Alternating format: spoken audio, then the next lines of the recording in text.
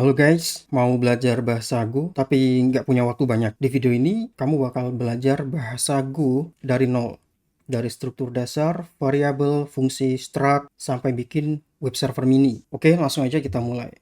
Pertama-tama kalian cukup kunjungi website ini, kemudian kalian download dan install di laptop atau PC kalian. Kemudian kalian buatkan folder, apapun namanya, seperti ini. Dan kemudian kita buatkan file yang bernama main.go, dan ini harus main.go, nggak boleh file lain, main indexingnya gitu ya. Kemudian langsung saja setup pertama udah selesai, kemudian coba kita deklarasikan page cache main, karena di sini adalah mainnya, file mainnya. Kemudian di sini aku akan coba buatkan function main pastinya. Coba kita hello world dulu ya. Oke, kayak gini. Terus coba kita jalankan. Go run main.go. Nah, akan muncul hello world. Oke, step pertama kalian sudah berhasil. Kemudian untuk tab kedua ya, kita akan belajar variabel dan tipe data. Oke, di Go kita bisa deklarasikan variabel itu cukup menggunakan var seperti ini. Kemudian nama variabelnya semisal nama, kemudian wajib tipe datanya string. Semisal ya string.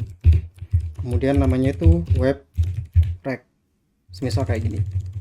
Ini sama dengan println untuk menampilkan namanya ya. Nah, kurang lebih kayak gini. Ini kurang lebih dasar pendeklarasian variabel, basicnya kayak gini. Tapi ada cara lain yang lebih ringkas. Semisal seperti ini. Coba kita buat variabel baru yang bernama umur. Cukup kalian kasih pendekatan seperti ini, titik 2 dan sama dengan, baru masukkan value-nya, semisal 25. Kemudian coba kita clone ini. Nah, udah berhasil. Bisa kayak gini lebih cepat, nggak perlu mendeklarasikan tipe datanya langsung. Jadi otomatis membaca dari bentuk value-nya apa. Selain itu, kita bisa mendeklarasikan konstanta juga di sini. Semisal const p sama dengan 3,14. Nah, kayak gini. Ini juga bisa. Ini untuk konstanta ya, yaitu nilai fix gitu. Oke. Coba kita run terlebih dahulu. Kita save. Kemudian kita run dan ya. Ini jalan ya. Jadi kurang lebih sesimpel ini variabel dan tipe data di Go. Setelah itu kita akan masuk ke bagian if dan juga looping ya. Oke, coba di sini aku ambil saja umur, variabel umur. Kemudian, nah dari umur sini coba kita kasih kondisi if jika umur lebih dari sama dengan 18, empty println harus petik 2 untuk string. Kemudian else fmt println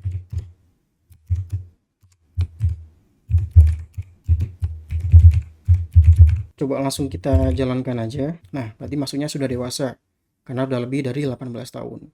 Semisal di sini 12 masih anak-anak. Nah, jadi kurang lebih kayak gini untuk pengkondisiannya. Terus langsung saja kita coba lompat ke loop ya, looping ya, pakai for. Di sini jadi coba aku buat kayak gini. Kemudian di sini coba kita ambil umur kayak gini. Kemudian coba kita println i-nya deh, gini deh. Nah, terus coba kita save looping. Nah, coba kita jalanin dan ya, jadi jalan ya, looping dari 0 sampai 11. Di sini value-nya 12. Sudah masuk ya. Kurang lebih perulangan sesimpel ini, guys. Kemudian coba aku tambahin lagi, yaitu untuk pengkondisian menggunakan switch case. Semisal di sini aku buat variabel baru, mungkin hari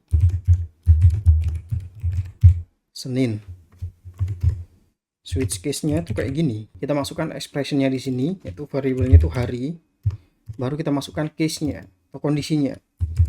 Ketika Senin, kemudian untuk case yang lain semisal Minggu Di sini buat akhir hari. Nah, kayak gini ya. Kemudian di sini untuk mendeklarasikan default itu kurang lebih sama aja kayak pemrograman yang lain. Defaultnya fmt, terus coba kita run, tapi sebelum itu coba ini bagian atasnya ini ku komen dulu. Coba kita fokus di switch case. Nah, awal hari. Jadi kurang lebih kayak gini. Pengkondisian if, loop, dan switch. Kurang lebih kayak gini. Kemudian kita akan masuk ke bagian array. Kalau di Go ini berarti ada kurang lebih yang akan aku jelaskan, ada array, slice, dan map.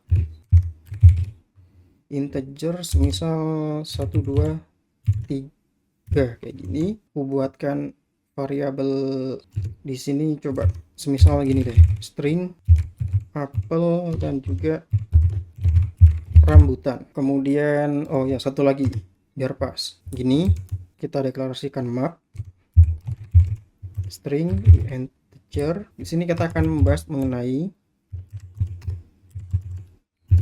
array, slice, dan map. Ini array,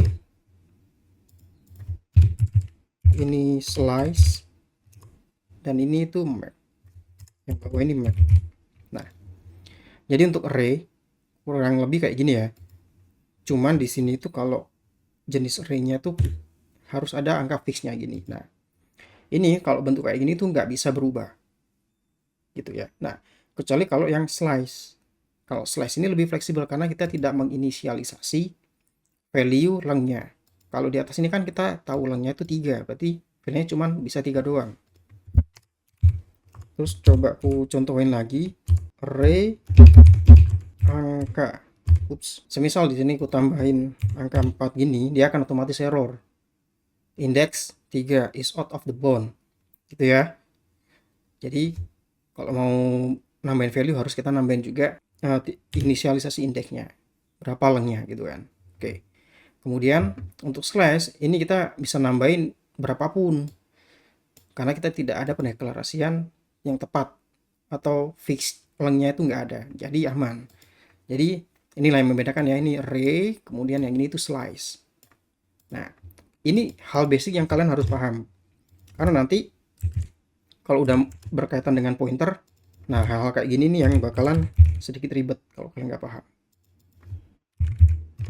Oke, coba aku tampilin semua deh. Things, nah gini ya. Kemudian coba kita run. Nah, array kayak gini, slice gini, kemudian map. Nah, oh iya, map. Untuk map ini sebenarnya kurang lebih tuh kayak objek di JavaScript atau dictionary di Python. Jadi ada key dan value. Key dan value. Yaitu pendeklarasinya cukup gini ya. Stringnya itu dia ini sebagai key-nya. Akan selalu string ya. Kalau kurang lebih kayak gini itu akan selalu string. Kemudian di sini tuh baru kita bisa ubah semisal string juga. Jadi kita perlu ubah, nah kayak gini, kurang lebih kayak gini. Jadi key, kemudian value-nya, tipe datanya itu apa. Kita run, nah kurang lebih kayak gini ya. Nah ini bentuknya ini string semua ini sebenarnya. Jadi di sini key-nya string, value-nya otomatis string karena ngikut ini. Kalau kita kasih integer otomatis akan muncul error. Kemudian di sini untuk penjelasan array slash map sampai sini. Kemudian kita akan masuk ke materi berikutnya yaitu function. Nah di sini function itu digunakan untuk memecah logika kan sebenarnya, kayak kurang lebih kayak sama aja ya pendefisiannya kayak bahasa yang lain. Di Go juga mendukung return lebih dari satu nilai di dalam function. Jadi bisa kayak kalau di JavaScript bisa dibungkus dengan array atau berupa objek gitu kan. Nah, sekarang coba aku buatkan function baru. Nah, semisal nama functionnya tambah. Bikin function kayak penjumlahan. Nah, parameter pertama semisal A, aku ini ingin integer, kemudian B juga integer. Kemudian untuk returnnya kita inisialisasikan di sini, otomatis returnnya itu integer. Nah kayak gini. Terus aku ingin konsum di sini ya, semisal gini, hasil langsung tambah 1 2 kayak gini. fmt.println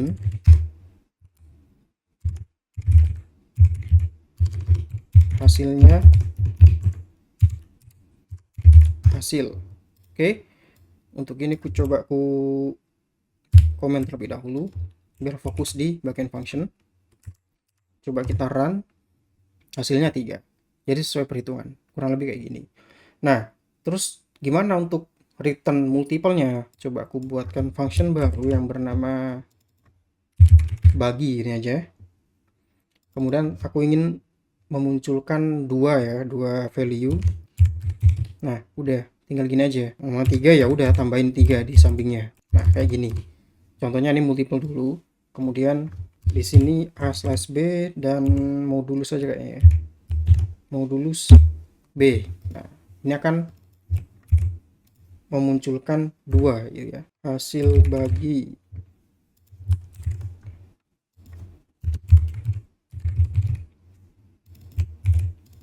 karena ini returnnya 2, berarti kita harus mendeklarasikan 2 variabel, yaitu hasil 1, hasil 2. Kita copy di sini. Nah, di sini gini ya. Kemudian coba kita run. Hasilnya multiple, yaitu yang hasil satunya itu 0, yang hasil keduanya itu 1. Nah, kurang lebih kayak gini untuk multiple return dan juga function. Oke, kemudian kita lanjut masuk ke bagian struct dan method.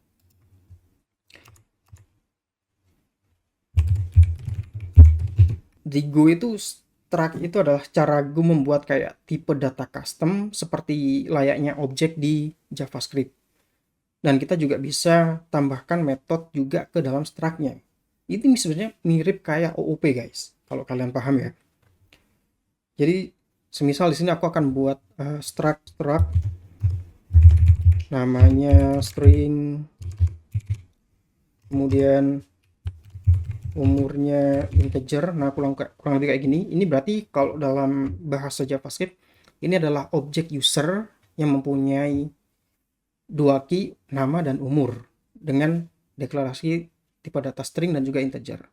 Gampangnya ini kayak type di TypeScript ya. Kemudian bagaimana cara aku menggunakannya gitu. Semisal di sini aku mau buat gini deh, tak buatin satu function. Semisal di sini test struct gini ya. Nah, terus aku ingin di depannya itu kita di sini juga sekaligus membuat yang namanya method gitu kan. Jadi untuk metodenya itu kurang lebih sesimpel ini guys. User. Nah, ini U sama dengan type of user gitu kan. Nah, berarti nanti value-nya tuh harus berupa berisikan nama dan juga umur. Kemudian di test struct ini aku coba pingin langsung print aja ya. fmt.println nama. Nah, kan kurang lebih sama kayak objek ya di JavaScript TypeScript. Kemudian di sini cara penggunaannya itu semisal aku membuat variabel yang bernama user. Nah, variabel ini pendeklarasiannya tuh dari user struct di atas. Jadi langsung kumasukkan user dan langsung kumasukkan value-nya. Nama, webrec, umurnya semisal 20 gini. Kalau kita langsung print gini,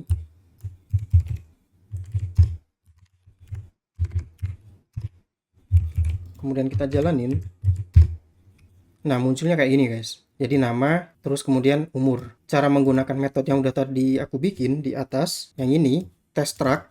Coba kita copy. Jadi user.test struct. Udah kayak gini doang. Terus kita save. Kita jalanin. Extra string webrec sama dengan webrec. Oke, kenapa muncul gitu? Karena printf, sorry. Di sini harusnya println. Coba kita jalanin lagi dan yap, kurang lebih sama kayak gitu. Halo, saya webrec. Jadi untuk ini penggunaan metodenya. Oke, kurang lebih kayak gini. Kemudian untuk berikutnya kita akan masuk ke dalam pointer. Ini aku komen terlebih dahulu kayak gini. Terus kita akan masuk ke dalam pointer. Bagian yang mungkin agak sulit ya. Oke, pointer. Pointer dulu itu apa? Pointer itu artinya kita bisa mengubah nilai dari alamat memori secara langsung. Kurang lebih sama konsepnya kayak di bahasa C atau C++. Nah, di sini tetap aja ya kayak di bahasa C atau C++, di sini ada bintang dan ini sebagai reference untuk mengambil alamat memorinya gitu. Dan untuk bintang ini untuk mengakses value atau nilai di dalam memori tersebut. Jadi kurang lebih kayak gini, terus langsung aja kita coba praktek. Semisal aku punya variabel yang bernama angka 5 gini. Terus aku pengen modif. Nah, modif ini, tambah ini, aku ingin mengambil alamatnya. Kemudian di sini aku akan coba consume alamatnya kurang lebih kayak gini. Jadi tambah nanti kita karena tambah ini value parameter 1 2-nya tuh pointer. Jadi mau nggak mau kita harus memasukkan alamat reference memori tersebut. Oke. Jadi kurang lebih kayak gini ya. Angka 5, kemudian angka kedua gini semisal 3 gini ya. Terus coba kita panggil functionnya. Nah, bisa kita lihat tambah ini membutuhkan pointer. Kalau semisal kita masukkan gini dan angka kedua gini, nah nggak bisa guys kalau ini otomatis karena extension. Nah, kalau kita masukkan gini akan muncul error, dan errornya itu adalah cannot use angka variable of type integer as pointer integer. Nah, jadi di sini karena tambah membutuhkan pointer langsung pointing ke dalam value atau nilai dari sebuah memori, berarti kita perlu memasukkan reference atau alamat memorinya. Jadi seperti yang aku katakan tadi, dan ini untuk reference alamat memori. Kalau seperti ini udah nggak ada error kan. Nah, kurang lebih kayak gitu. Kita coba print.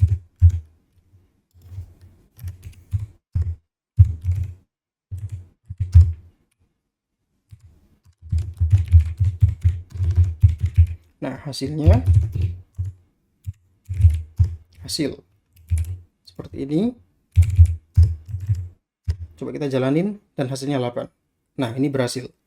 Nah, pointer digunakan saat apa?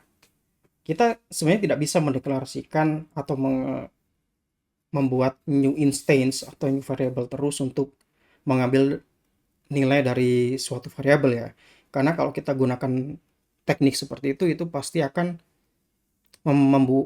menambah kapasitas memori. Nah, pointer di sini gunanya untuk efisiensi memori.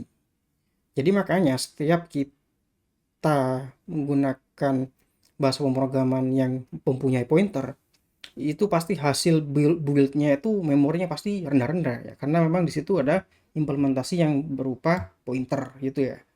Oke, sampai sini aku ingin bikin yaitu mini server. Jadi ku delete semuanya terlebih dahulu. Kayak ini semuanya ku delete.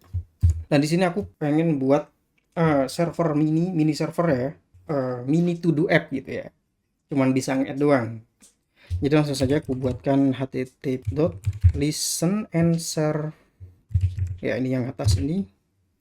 Kemudian masukkan portnya semisal 8080. Kemudian ininya nil ini. Nil itu sama dengan 0 ya, teman-teman. Kemudian fmt.println running on 880. Nah, gini. Terus di sini aku pengen buatkan API-nya ya, endpoint-nya, add dan list mungkin ya, cukup 2 itu aja. Tapi sebelum itu aku pengen buatkan function-nya terlebih dahulu. Add to do kayak gini mungkin. Kemudian di sini coba aku panggil, kita buat endpoint-nya namanya ya. Namanya di sini handle function. Yang ini ya, bisa kita lihat di sini ada pattern. Yang pertama kita coba add. Kemudian yang kedua di sini baru masukkan function add to do.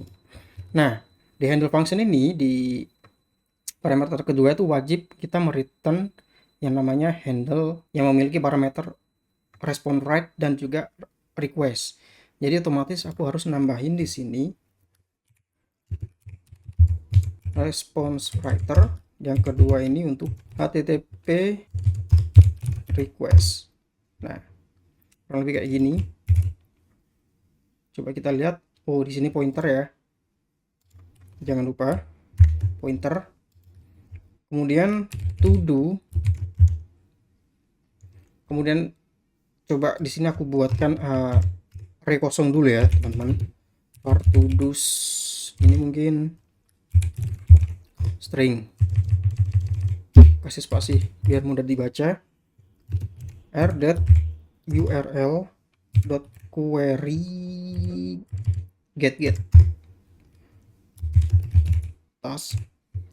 Kemudian kita ngambil apa query-nya, URL query-nya, kemudian di to-dos ini, di array string-nya ini baru kita append datanya dari si to-do. Nah, kurang lebih kayak gini. Kemudian coba kita fmt.println harusnya, sorry, println untuk function input output writer ya, teman-teman.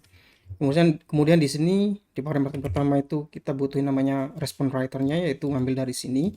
Kemudian baru di bagian parameter kedua kita bisa masukkan segala jenis bentuk data ya, karena bentuknya di situ. Ini berarti coba kita tambahkan berhasil tambah tugas, mungkin gini. Kemudian kita masukkan ya to-do-nya. Coba kita tambahkan di sini add to do. Oke, kurang lebih kayak gini. Terus coba kita run. Oke, itu kelihatan jalan ya. Terus coba kita masuk ke localhost 8080 ya. Terus di sini kasih add. Kan tadi query berarti task, kan ngambil dari task ya, teman-teman. Coba lihat. Nah, di situ berarti kan get.task, berarti ngambil dari variable tasknya, query task, sama dengan mungkin di sini ngoding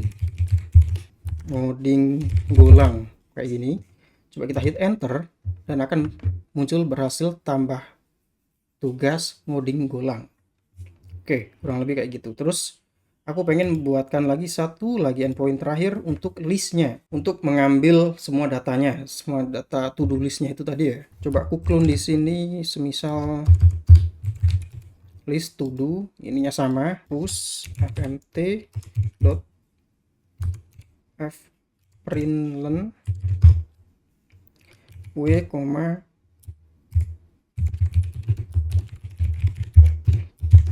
ini untuk list tugasnya. Kemudian di sini aku butuh yang namanya satu lagi, mungkin bisa kalian pahami juga. Aku di sini butuh range dari to-do sini ya, teman-teman. Nah, jadi kurang lebih variable t sama dengan ring of to-dos. Nah, terus kenapa di depannya itu ini untuk ini ya, indeksnya ya, teman-teman. Terus ini untuk value-nya. Jadi kurang lebih value gini. Untuk indeksnya aku kosongin karena nggak butuh. Baru di sini masukkan di sini w, terus kasih list gini, kemudian value. Terus di sini kita buat lagi list untuk listnya, list to do. Oke, kayak gini. Terus masuk lagi kita ke, oh ya lupa, kita harus stop dulu, kemudian kita jalanin lagi guys. Ini masih belum real time ya, kita jalanin. Setelah jalan kayak gini, add ngoding.js, terus golang, udah dua ini aja, kemudian masuk list. Nah, ini akan muncul ya. Kurang lebih itu dulu ya. Jadi sekarang kamu udah belajar banyak tentang Go, dari variabel, struct, function, sampai bikin mini web server kayak gini. Semisal nanti ini rame di komen, akan aku buatkan tutorial pembuatan REST API menggunakan Go. Oke, cukup sampai di sini saja videonya. Sampai jumpa dan terima kasih.